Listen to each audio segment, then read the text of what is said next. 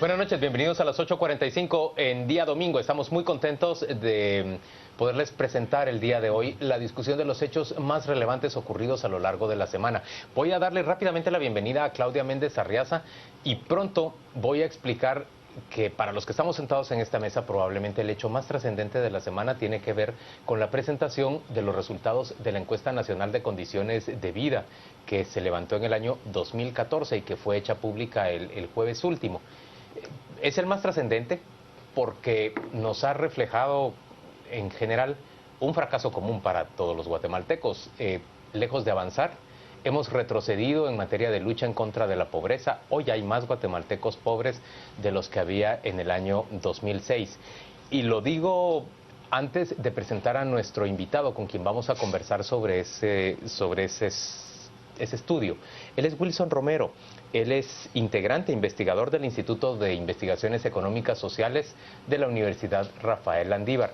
Él es economista egresado de la Universidad de San Carlos de Guatemala, tiene una maestría de la Universidad Autónoma de México y tiene un doctorado también en desarrollo económico en aquella universidad. Gracias por acompañarnos, señor Romero. Bienvenido a las 8:45. Paola Hurtado, bienvenida también, por supuesto.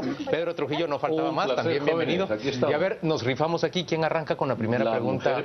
Yo para Wilson. Con la gran incógnita o la gran interrogante que se puede desprender de esta encuesta que se va a conocer. ¿Cómo nos explicamos que 6 de cada 10 guatemaltecos en Guatemala viven con 10,000 quetzales al año, con 28 quetzales al día? ¿Cómo se explica toda la política social, todo el modelo de desarrollo a partir de resultados tan abrumadores y desesperanzadores incluso? Pero yo agregaría otro elemento antes de responder. Uno, ¿cómo explicar si la economía está creciendo el 3.7% cada año en términos reales y la pobreza está aumentando el 1% cada año? Es lo que mencionaba, es la paradoja en economía y en materia social, que mientras la economía crece, la pobreza también crece. Entonces yo creo que desde el punto de vista económico yo coincido, y también desde el punto de vista social, que lo que nos están reflejando estos datos, ¿verdad?, es el fracaso de todas y todos los guatemaltecos, pero también es el fracaso económico, porque hay una política económica que le apostó al mercado, que le apostó a la reducción del Estado, ¿verdad?, y que le apostó a la generación de empleo. Ha habido crecimiento, ha habido empleo, ha habido relativa reducción en la política fiscal, ha habido baja inflación, estabilidad del dólar, es decir, tendríamos que hablar de un relativo éxito económico. Pero ¿dónde está el fracaso? Hay un fracaso social, pero también fracasó la política pública, la política social. Entonces tenemos un fracaso económico y un fracaso en la política social. Es decir, este modelo, en nuestra opinión, con estos datos se refleja que está fracasando, que hay que repensar cómo crecer, porque el problema no es de crecimiento, sino que es la calidad del crecimiento. Y también los políticos tienen que repensarlo. Yo pensaría también que el sector empresarial, o sea, ¿qué está pasando en este país? ¿Verdad? Sí, hay un retroceso, pero también es muy importante porque América Latina, países más, países menos, en promedio viene reduciendo su pobreza. Y los países hicieron un esfuerzo por reducir la pobreza en el cumplimiento de los objetivos del milenio. Permítame una pregunta, porque yo creo que estamos partiendo de una premisa que no hemos demostrado, la del fracaso. Si hay una política de fracaso es porque en el 2011 el INE utilizó unos datos que ahora dice que no eran válidos. Y con aquellos datos se pudieron tomar decisiones de política pública. Esa es la primera parte. ¿Qué tanto de realidad tiene esto del 2011 cuando el informe saca precisamente, ahí fíjese que en el 2011 utilizamos unos datos que no. Y lo segundo es, el informe fija un valor de pobreza y denomina pobreza y pobreza extrema y pobreza. Y la línea de no pobreza extrema sobre 4.300 y 10.000 quetzales, que es la valoración de una canasta básica. Si sustituimos productos de consumo de igualdad de calorías por los que contempla el informe, ¿estaríamos en otras condiciones distintas? Veamos lo siguiente, lo que se está midiendo la pobreza extrema es el valor de 2.400 calorías persona año, ¿verdad?, dada una canasta de alimentos. Sobrevivencia. de sobrevivencia, ¿verdad? Pero, perdón, de unos alimentos previamente determinados. Sí. Si yo consigo 2.500 calorías, le voy a poner un ejemplo claro. Entre la Coca-Cola y la Big Cola está la misma cantidad calórica y una diferencia sustancial de precio. Si la canasta me valora la Coca-Cola y no la Big Cola, me está sobrevalorando el precio de referencia y se caería un montón de gente. Pero considero que los alimentos están medidos con base a la dieta del guatemalteco, ¿no? Sí, sí, a pero una con dieta promedio, pero es que hay algo muy importante, Trujillo, creo que, no sé si logro entender, la situación es peor todavía. Porque resulta que para poder consumir esa canasta básica de alimentos, ¿verdad?, también se requieren otros elementos que contribuyen para la adquisición, el procesamiento y el consumo de esos alimentos. ¿Sí? Dicho de esa manera, esos alimentos están puestos en el hogar, pero la persona tiene que ir al mercado, lo cual implica gastos en transporte, tiene que comprar gas, hay que incluir la depreciación, ¿verdad?, de lo que implica si es una estufa o cualquier instrumento para la cocción. ¿Sí? Entonces, dicho de otra manera, esa línea está subvalorada. Es adecuada en el sentido que hay que fijar algún límite, y me parece que es un límite objetivo. ¿Cuánto vale las calorías para una persona? Pero tenemos que entender que en la vida real la situación es mucho más precaria que eso. Es más dramática todavía, porque no compone otros elementos. Porque ¿qué es lo que compone los otros elementos? El transporte, el vestuario, la vivienda, que es lo que se requiere para poder consumir los alimentos, están incluidos en lo que es la pobreza general, que son los 10.000 quetzales que usted está mencionando. Dicho de otra manera, es adecuado en el sentido que hay que fijar algún límite objetivo. Y lo estamos midiendo. Ese es mi punto. Yo creo que es subjetivo del que lo pone. Porque si yo valoro un pan francés, y vuelvo a insistir la pregunta que no me la termina de contestar, si yo compro un pan francés que vale 5 quetzales y sube ese precio, y me como una tortilla que vale 50 centavos, y los dos me aportan las mismas calorías, yo puedo componer unos precios con un concepto de canasta distinto desde la perspectiva calórica. Ese es mi punto. Usted puede recomponer esa canasta. Absolutamente, ese es el punto. ¿Verdad? Lo importante aquí es qué es lo que realmente están consumiendo las personas, porque aquí tampoco nos estamos incluyendo el tema de la calidad. Puede ser pero entiendo que el cuestionamiento de Pedro, de fondo, porque las dos preguntas suyas están orientadas a eso, está cuestionando metodología. Y el cuestionamiento de fondo es, no es posible que esta encuesta nos diga que somos más pobres como sociedad de lo que en realidad somos. ¿Es ese tu cuestionamiento de fondo? O no somos tan pobres como refleja la encuesta. La metodología, yo estoy cuestionando la metodología sustancialmente. ¿Puede ser que nos esté arrojando unos datos más dramáticos de lo que la realidad presenta? Lo que quiero hacer es lo siguiente. Primero, cualquier metodología es cuestionable. Esta forma de medir tiene limitaciones, porque me están midiendo nada más el consumo que tienen los hogares. Pero no me está midiendo otros elementos que componen lo que es la pobreza mucho más en términos globales, ¿verdad? No me está midiendo, por ejemplo, la calidad de ese consumo. Entonces, esa es la limitación. ¿Por qué se utiliza? Porque es relativamente fácil. Yo construyo un indicador de consumo, defino un nivel y digo, bueno, los que están abajo de este nivel son pobres. De ahí tenemos otros métodos mucho más completos, mucho más ricos, pero muy complejos. Uno son las necesidades básicas insatisfechas, que mide diversas variables. Y por último, ahorita el PNUD en Guatemala y a nivel mundial están, y nosotros también en el IDIES, estamos haciendo esfuerzos por medir lo que es la pobreza multidimensional, que es una forma mucho más completa, pero entre más completa es la medición, es mucho más compleja y más difícil de explicar. Por lo tanto, digamos que en términos generales esta medición es aceptable, pero está subestimando la pobreza real de los hogares. O sea que en términos concretos, a la pregunta de Pedro de si no será que esta encuesta nos está dando resultados más dramáticos de los que en realidad hay, usted dice, por el contrario, creo que está subestimando el drama de la pobreza en el país. Eso es lo que usted nos está diciendo. Sí, o sea, la pobreza extrema, la pobreza en condiciones de precariedad puede ser mucho mayor. Ahora déjeme decirle, yo soy una persona que no creció en la capital, yo crecí en la costa. Y en términos generales, yo conocí de una pobreza francamente lastimera. Gente que no tenía para comer. Yo estoy acostumbrado a medir en buena medida la prosperidad o la pobreza de la gente cuando abre la boca y cuenta uno poco más o menos cuántos dientes tiene. Usted nos hablaba de la multidimensionalidad de la pobreza o de la prosperidad.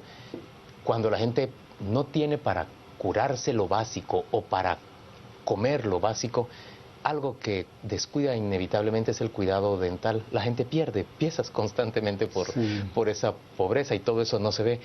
Pero en la medida en que han corrido los años, yo encuentro que tanto la región de la que yo vengo como otras regiones del interior del país parecieran mostrar un dinamismo económico que yo no conocí años atrás. Y entonces, por eso cuestiono, ¿por qué a veces tenemos ese espejismo de una economía más pujante, incluso en Cobán o en esa área metropolitana de Cobán, Chamelco y Carchá? Y me está diciendo esta encuesta que Alta Verapaz es la zona, el departamento en donde hay más concentración de pobres. ¿Cómo asocio una realidad que yo veo con un estudio como este? ¿Cómo hago esa comparación? Sí, y quisiera intervenir yo con esta pregunta porque tiene que ver con parte de la respuesta que usted le dio a la primera pregunta de Paola. La economía parece crecer entre 3.5 puntos cada año, pero no nos estamos fijando más en una economía de consumo. Porque Juan Luis menciona, se ve un dinamismo económico en transacciones especialmente, pero la economía no se limita únicamente al consumismo. ¿De qué se trata realmente ese crecimiento? ¿Hemos medido la economía equivocada? No, lo que pasa es que hay que ver a la sociedad como una pirámide, ¿verdad? Entonces, generalmente quienes vivimos aquí en la capital y nos movemos en las áreas urbanas, por las calles principales, lo que estamos viendo es la punta de esa pirámide. Y si ya somos cerca de 16 millones, imagínense que esa pirámide, la parte que está arriba, fuera de un 10-15%, estamos hablando de 2 millones de habitantes más o menos. Eso mueve el mercado, mueve las áreas urbanas. Si usted va, por ejemplo, de aquí de la zona 10 a la carretera El Salvador, usted va a ver otro tipo de economía, que es la punta de la punta. Y usted va a ver ahí pujanza, va a haber crecimiento, va a haber inversión, consumo, sobre va a haber todo, consumo, es lo que se ve, pero es una élite. Ahora, si usted se va, por ejemplo, de aquí a la zona 6, agarra Chinautla y se va, como quien va a Baja Verapaz, ¿verdad? Por este, ¿cómo se llama? Rabinal. Por Rabinal, usted lo que va a ver es bastante pobreza. Entonces, lo que pasa es que nosotros generalmente nos movemos en cierto círculo y esa es la percepción que tenemos del mundo. Incluso cuando vamos a los departamentos, dice. Y cuando vamos, porque normalmente vamos a las cabeceras o centros de población departamentales, a las cabeceras municipales, el ejemplo que usted puso de Cobán y de San Pedro Carchá, hay mucho dinamismo y porque también a nivel territorial se están creando lo que le llaman ciertos clústeres territoriales que están generando dinamismo y que son parte ya de esa cúpula. Hay un empobrecimiento de un 60% de la población. Hay una capa media que se está empobreciendo, pero arriba de esas capas medias altas, hay una capa media alta, que también está moviendo la economía guatemalteca. Y que no es en términos cuantitativos pequeña cosa, pero que en términos absolutos es una élite. Estamos hablando 10, 8, 5% Wilson, de la población. usted parece estarse adscribiendo a la tesis de Piketty, del libro conocido hace 2 años, El Capital, que habla de que en un sistema de mercado tiende a concentrarse cada vez más la riqueza. Y eso es lo que pareciera estarnos usted describiendo. Está sucediendo, ¿verdad? Y eso refleja la ENCOVI, dice usted. Exacto. Bueno, eso refleja la ENCOVI. Que el índice de Gini, el mismo informe, dice que se ha reducido la desigualdad. Pero lo dice el mismo informe. No, pero si usted ve y dice, es el índice de Gini del consumo. ¿Sí? No del ingreso. Justamente lo que decía, nos estamos fijando en una economía dinámica, pero es principalmente de consumo. Es que yo creo que es muy importante. En la medida en que la pobreza aumenta, ¿verdad? La pobreza está creciendo. La sociedad en el consumo es más igualitaria, porque todos son cada vez más pobres. Y por eso es que el índice de Gini del consumo se está reduciendo, es por lógica, ¿verdad? Pero porque el índice de Gini lo que mide es desigualdad. Desigualdad. Y aquí estamos midiendo la desigualdad del consumo. Porque para el cálculo de la pobreza se genera primero un indicador de consumo, desde los grandes o altos niveles de consumo hasta el consumo más bajo. Y de ahí se hace una curva, la curva de Lorenz, y de ahí se calcula el índice de Gini del consumo. Y por lo tanto uno ve que a mayor pobreza, la pobreza se hace más extensa y nos volvemos más pobres. Podría ser una pregunta de alumno de aula, pero ¿puede fijarse o tasarse en un número exacto, así como se ha tasado la pobreza, 4.000, 10.000? Entonces, ¿en dónde se encuentra la pirámide? ¿Cuál es el número en el que se tasa el consumo o el ingreso de esa pirámide? de la cúspide de la pirámide. Lo que se hace, pero es un análisis bastante grueso, es hacer el análisis por quintiles, ¿verdad? Entonces se divide la sociedad en 5 partes, ¿verdad? Pero es muy grueso porque el quintil más alto en Guatemala son las capas medias. Si usted ve los datos ahí, las capas medias redujeron su consumo al 31%, y las altas, ¿verdad? Son los que más han reducido. Los que más han reducido. Por eso es que en Guatemala hay un fenómeno de pauperización. Es decir, las capas medias nos estamos empobreciendo. ¿Quiénes son los que más se quejan de los precios? Las capas medias, los que vamos al supermercado, por ejemplo. Pero también los que tienen más voz en los medios, por ejemplo. También, sí, ¿Cómo se explica que aumentó en 8% la pobreza extrema en comparación con el censo de 2006? Casi un cuarto de los guatemaltecos viven con $2 diarios. ¿Qué pasó ahí?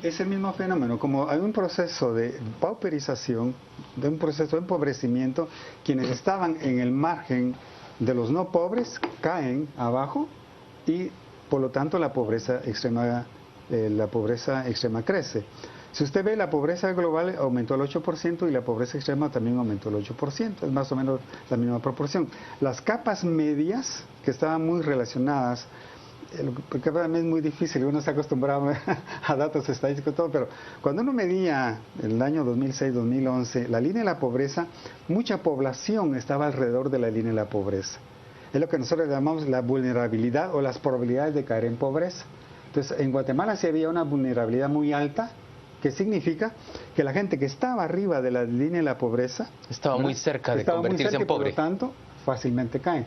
Eso ocurrió. Recuerde, pensando en lo que estabas mencionando de la subjetividad de la línea, un centavo más ya no es por eso el haber fijado los 10.000 ha sacado a todo el quintil 3 que estaba en 9.000 y los ha pasado a esa línea de pobreza. Ese era mi punto. Entonces, digamos que es una metodología en ese sentido bastante frágil, ¿verdad? Todos los que estamos acá, la línea pasó por acá, vivimos en el mismo barrio, tenemos el mismo salario, pero por alguna razón nosotros tuvimos una hora extra y por esa hora extra que excedió mejora nuestro ingreso y rebasamos ese quintil. Sí, y ya no somos pobres. Wilson, yo quiero preguntar, esta encuesta revisa el periodo en el que coincidentemente surge por primera vez en Guatemala durante el gobierno de Álvaro Colón un esfuerzo claro del Estado para financiar programas sociales que decían iban orientados a combatir pobreza, transferencia condicionada sobre todo. ¿Por qué no se reflejan los resultados? ¿O sí se reflejan y yo la estoy leyendo mal? Es que es una lectura más temporal, ¿verdad?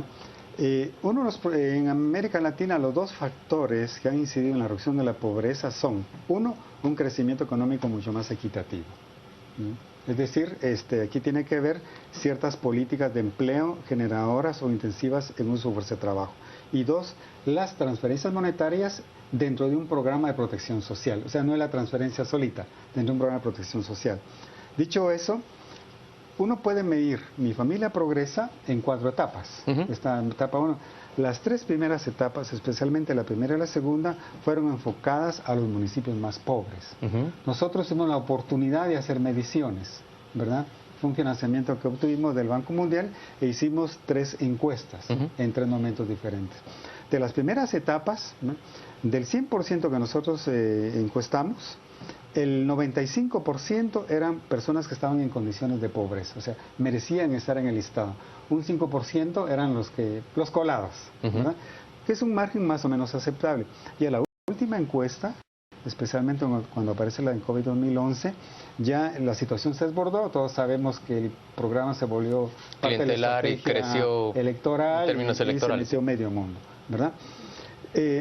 Sin embargo, cuando uno analiza, a pesar de las dificultades que tiene el ENCOE 2011, las transferencias monetarias impactaron lo que se llama la pobreza más de carácter coyuntural o de ingreso en las familias de extrema pobreza. Es decir, sí lograron ser un colchón, porque recordemos que en el año 2007 a 2008 se da la crisis económica, ¿verdad? También se los caen desastres, hemos hablado muy poco de del efecto de los desastres. Tenemos en esos 4 años o 6 años está en Ágata el terremoto de San Marcos y no lo hemos tomado en cuenta como un factor de análisis. Son factores también. Entonces, lo que es las transferencias monetarias condicionadas fueron como un colchón que amortiguaron la extrema pobreza. En ese sentido, digámosle que desde el punto de vista, aparte de las críticas que uno puede tener al programa, ¿verdad? Pero sí amortiguó ¿verdad?, lo que sería la extrema pobreza. Esos programas se fueron debilitando, ¿verdad?, y por lo tanto ya no hay políticas que amortigüen. No quiere decir que las transferencias solucionen el problema estructural de la pobreza. Eso requiere otro tipo de medidas. Pero ahí lo voy a cuestionar yo. 350 quetzales no representan ni el 25% de un salario mínimo. Yo me pregunto, ¿no deberíamos haber transferido más y de manera más constante?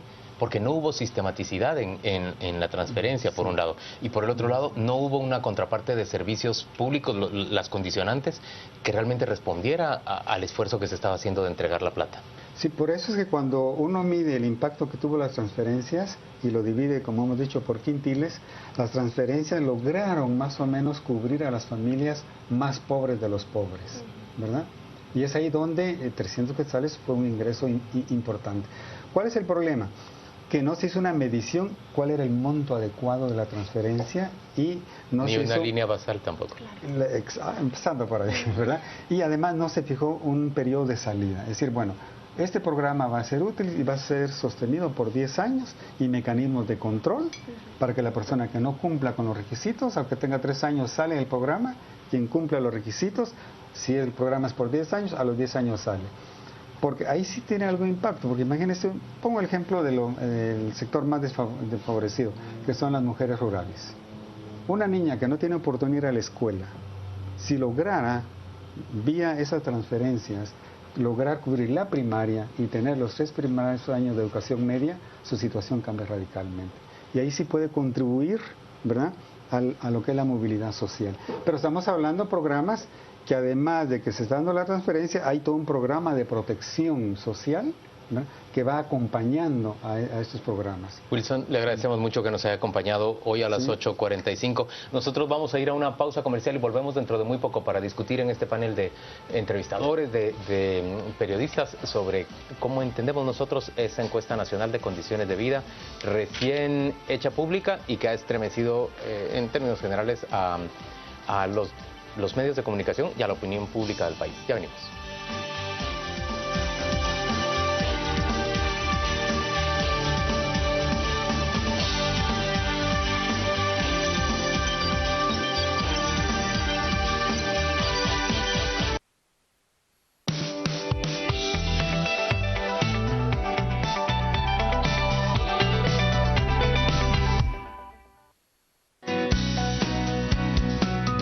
Aprendí a cambiar mi estilo de vida.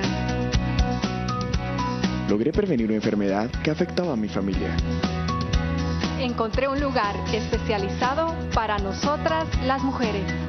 Detecté mi enfermedad a tiempo gracias al mejor equipo humano.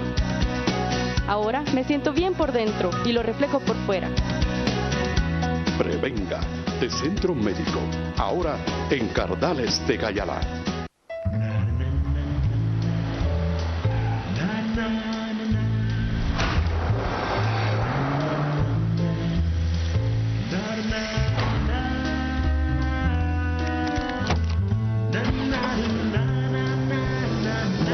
Tomamos algunas de nuestras mejores ideas y las convertimos en el completamente nuevo Honda HR-V.